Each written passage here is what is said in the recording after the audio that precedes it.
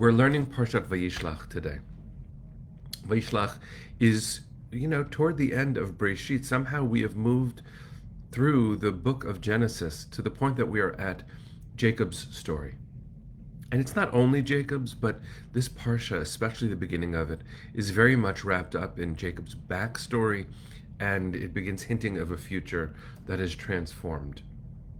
Jacob is a complicated person. His name is Yaakov when he is born. His name turns into Yisrael during this Parsha twice. We'll deal with that tomorrow, maybe. And his backstory is catching up with him. Yaakov's name means heel. Akev means heel. It also means deceiver. There's classic understandings of the etymology of Jacob's name. And in fact, he is named for so much of his earlier story. What a thing he has gone through to be the inheritor of such pain in his family, to be the child of Yitzchak, the child of Isaac, who was bound on an altar by his father.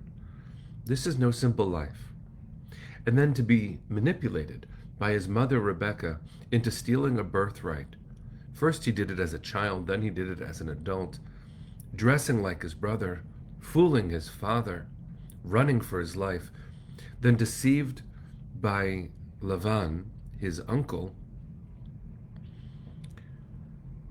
and abused in terms of how much work he had to do. He marries someone, but turns out he didn't marry who he thought he married. Now, we can talk about the tragic figures that are not Jacob, but for a moment, poor Jacob, and how important for us to recognize with kindness and compassion what he has been through. And so when he hears at the beginning of this week's Parsha that his estranged brother Esav, who has a legitimate grievance, is coming with 400 men, how can he not be afraid? So afraid is he that he separates the family into two different camps. God forbid Esav attacks, half of them will survive. This is not simple, none of this. To say any of this hurts. I cannot imagine living it. Thank God I can't imagine. And then we come to this very, very strange verse, a very famous verse. It's chapter 32, verse 25. The Hebrew is, Vayevater Yaakov levado, Vayeavek ish imo ad alot hashachar. Jacob was left alone, and a figure wrestled with him until the break of dawn. I want to say that again. Let it in, and does anything strike you as strange in it? Jacob was left alone, and a figure wrestled with him until the break of dawn. If he's alone, who's he wrestling with?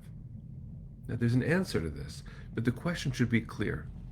Commentators have looked at this and said, it was an angel sent by God. Well, that fits some of the rest of the story. It was an avatar of his brother sent ahead, and so they wrestled before seeing each other in this plane. That's not the text. It's interesting, but it's not the text. You could even say, left alone, he wrestled with himself. And there is beautiful psychological insight in that. Rose, exactly as you said. Rose, an angel, as you said. All of this is possible. But what is really interesting is to recognize that something changes in this wrestling match. Something happens. Because the text continues, when he saw, listen to all of the pronouns here, how impossible it is to figure out who is being discussed. When he saw that he had not prevailed against him, which who is who? It actually resembles the kind of wrestling match that must have happened when people are tussling like that. You can't really tell who is who. When he saw that he had not prevailed against him, he wrenched Jacob's hip at its socket, so that the socket of his hip was strained as he wrestled with him. And we know that while Jacob emerges from this with a transformed name, Yisrael, he walks away limping for the rest of his life. He is, as I've come to say many times, wiser by the wound. He had a lot to learn. He came from a place with real deficits of empathy and kindness.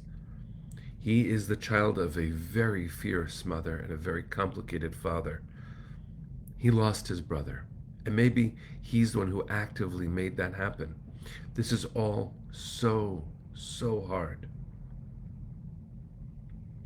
And so Jacob will become Israel, but Israel does not walk gently in the world. And we know that as he emerges from this wrestling match, he does encounter his brother. It is different than we expected.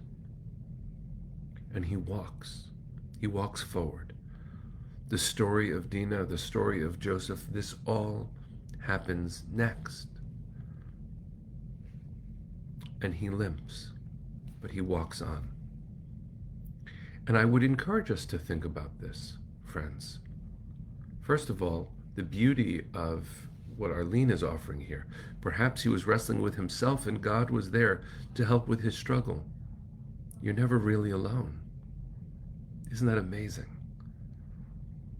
And Rose's offering, I'm sure, Linda, what you're saying too. Rose writes, I'm wiser by the wounds. Linda writes, fighting with yourself is a painful experience. We are all real people, friends. And none of us has a simple backstory. The longer we live, the more we recognize how much we have in common with every other human. We're human. We're human.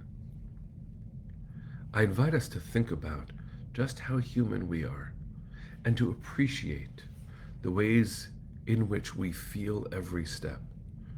I hope we don't limp too hard. But if we do, what a blessing it is to be able to move. What a blessing it is to have learned as much as we have learned. And if the path ahead includes more tribulation, may we be blessed to know that it is also a path of transformation. It's really interesting to be a person, isn't it? The longer we live, the more of this life story happens. And that's what we want. We ask God for this. I ask God for this. As Carl wrote, that's a very powerful way of saying it, my friend. Wounds don't hurt us, they heal us. Well, let me offer a pastoral response, just being a rabbi, uninvited, but, well, you showed up, so maybe it's invited. Wounds do hurt. What we do with what life hands us is what transforms this.